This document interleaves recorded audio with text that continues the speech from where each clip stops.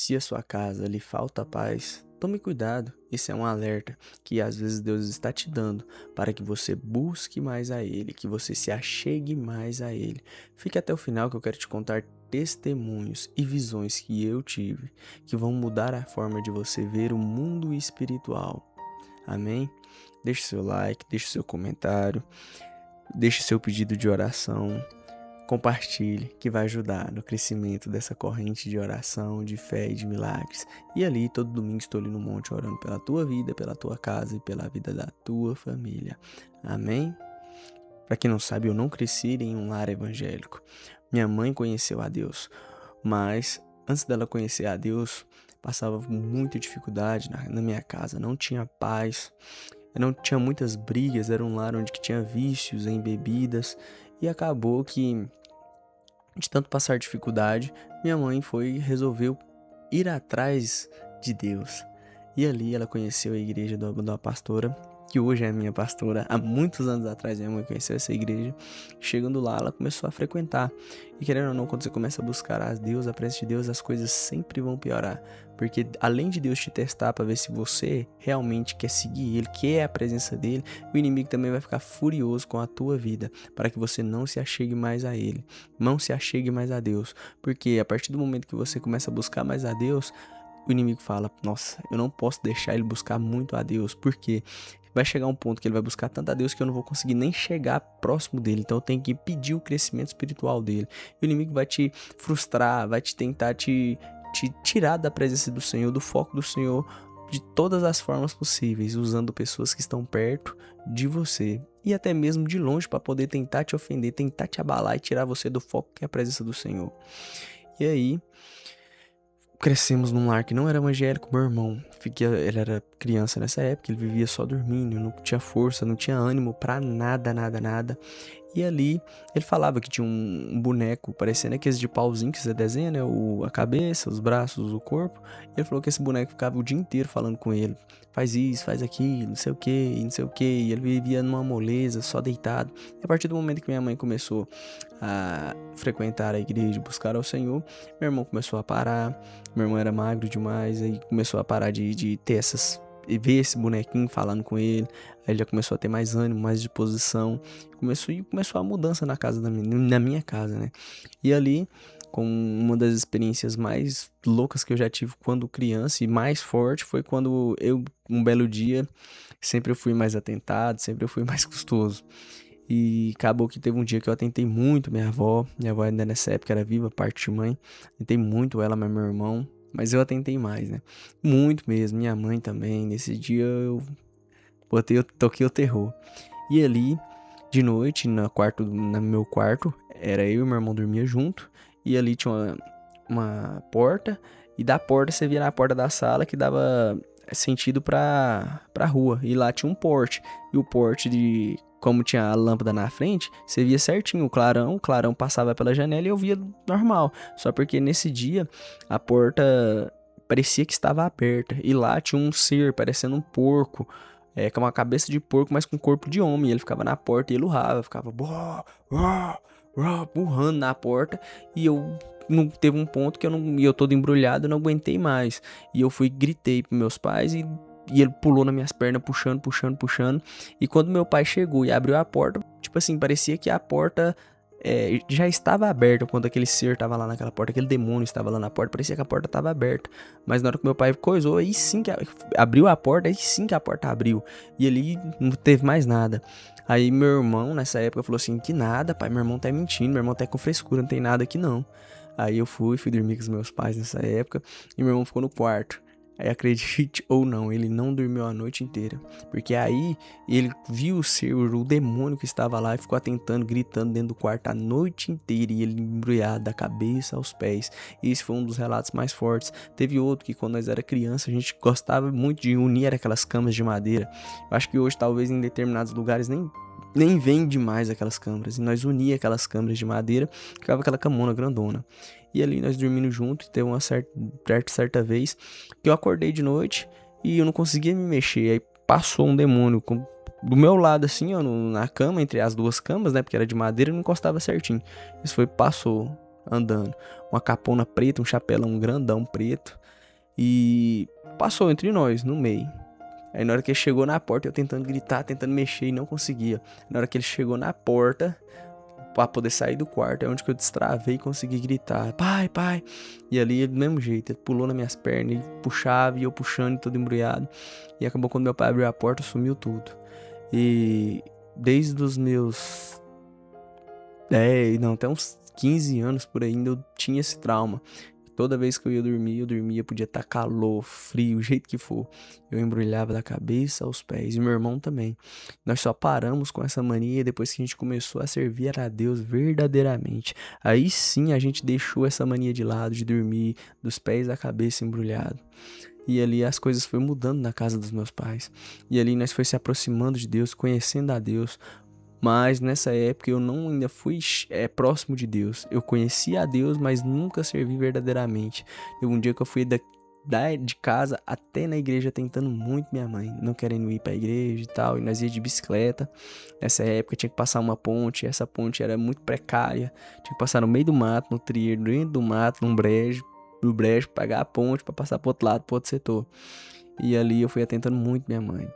E a vez que mais me impactou, que até hoje eu lembro certinho, foi que chegando lá nesse local tinha um profeta.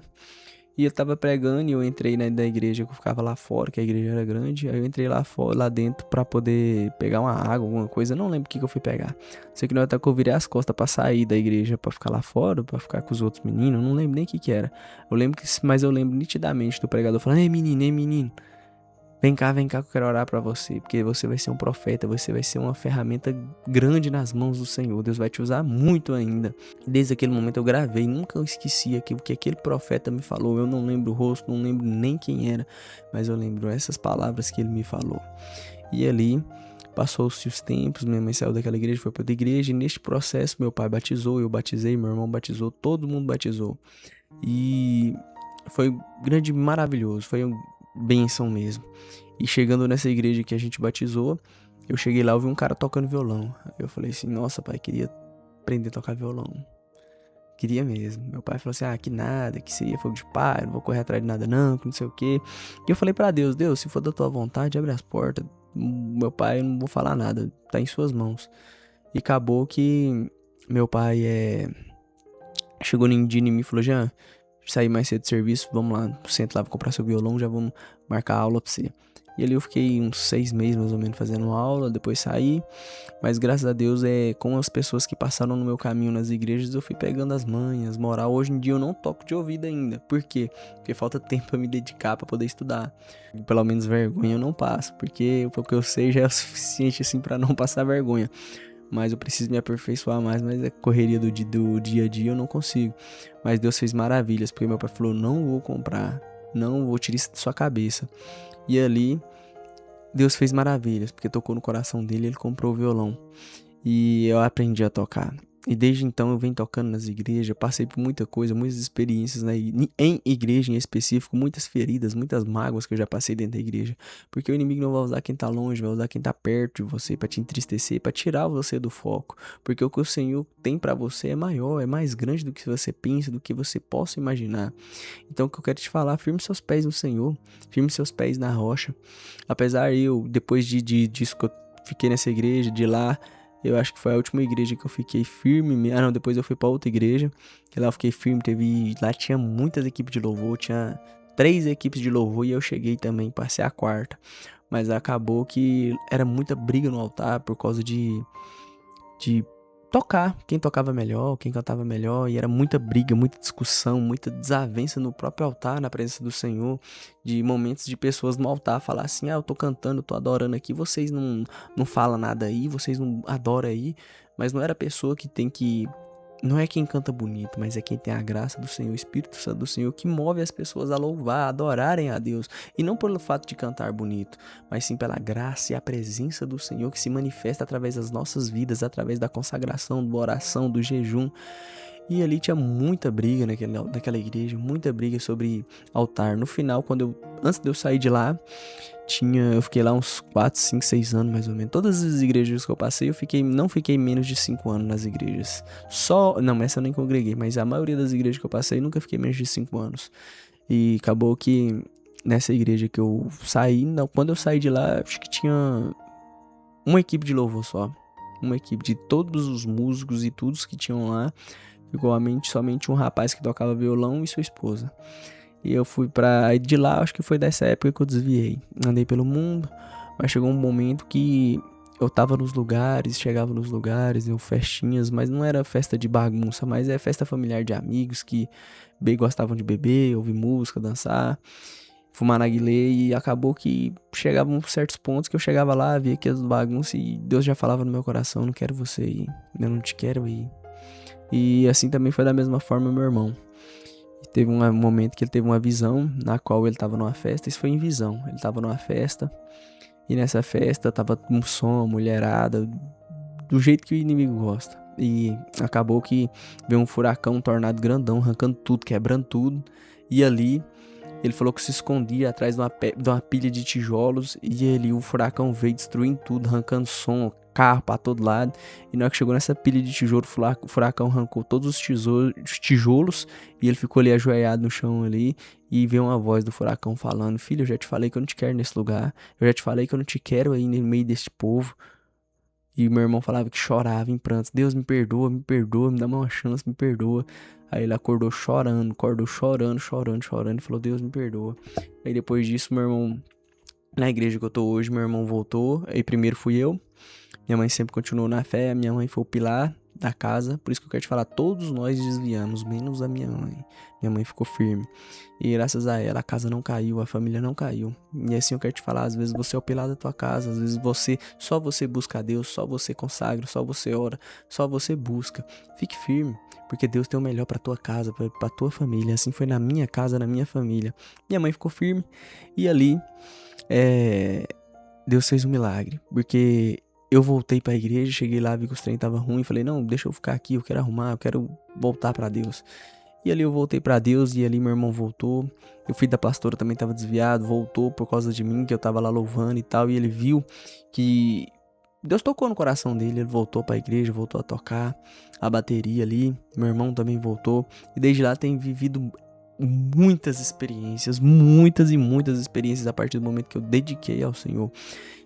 Se eu for contar tudo o que Deus já fez pra mim, todas as visões que eu já tive, meu irmão, as visões que ele teve, esse vídeo ia ficar muito longo.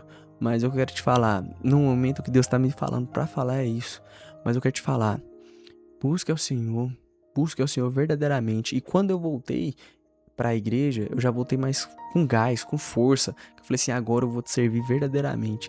E Deus tem feito milagres na minha vida. Recentemente, essa experiência foi de dias atrás. Eu estava muito nervoso, aconteceram umas situações. Eu estava muito nervoso, muito chateado. E muito chateado. E falei: Senhor, se o Senhor tem algo pra mim, revela-te a mim. Revela-te a mim. Eu não quero palavras, já tô cansado de palavras, de promessas, mas eu quero que o Senhor revela-te a mim. Eu tava numa ira, numa raiva tão grande que falava só isso pro Senhor. E acabou que na madrugada eu acordei parecendo que não tivesse acontecido nada. Nada. Parecia que eu tava novo, zero. E Deus não se revelou a mim, mas me deu uma paz, uma calma. E eu, na minha orgulho, na minha ignorância, falei: Deus, eu não quero ficar calmo, eu quero ficar com raiva, eu quero ficar com ódio. E ali o Senhor só trouxe paz na minha vida. Deus não se revelou a mim, mas falou que estava comigo, me trazendo a paz. Uma paz que eu nunca senti há muito tempo. E o que eu quero te falar, apesar de às vezes você ver, não só eu, mas ver outras pessoas aí na fé, propagando a fé, o evangelho. Quero te falar, a gente não é perfeito, a gente tem erros, tem coisas que precisam melhorar, tem coisas que a gente precisa mudar, trabalhar no nosso próprio caráter. Eu mesmo falo, eu desde criança eu sempre fui mais custoso, sempre fui mais atentado. Eu hoje em dia eu tenho falhas, tenho os erros, tem coisas que ainda eu preciso mudar. Eu quero te falar também, você não é perfeito, mas o Senhor que vai te curar, o Senhor que vai te libertar, o Senhor que vai te moldar. E o Senhor tem me moldado. Eu falo que o meu defeito é quando eu junto com meus amigos, eu tenho poucos amigos. Mas dá pra contar em uma mão. Tem poucos amigos mesmo. Mas quando eu junto com ele, aí eu brinco, eu zoo, eu passo dos meus limites. Eu assumo isso, porque eu conheço os meus defeitos. E isso eu tenho trabalhado em mim. E ali, eu quero te falar também da mesma forma. Deus vai trabalhar em você. Eu passo raiva, passo estresse. Eu sei que às vezes eu sou ignorante. Eu sei que o Senhor ainda Sou ansioso também, murmurador, mas Deus tem trabalhado isso em mim. E a partir do momento que eu comecei a ler a Bíblia, Deus tem me moldado e eu estou disposto a mudar. Eu quero te falar, não leia só a Bíblia por ler, mas lê com o intuito de colocar aquilo que você está lendo em prática na tua vida, que a tua família, a tua casa vai mudar.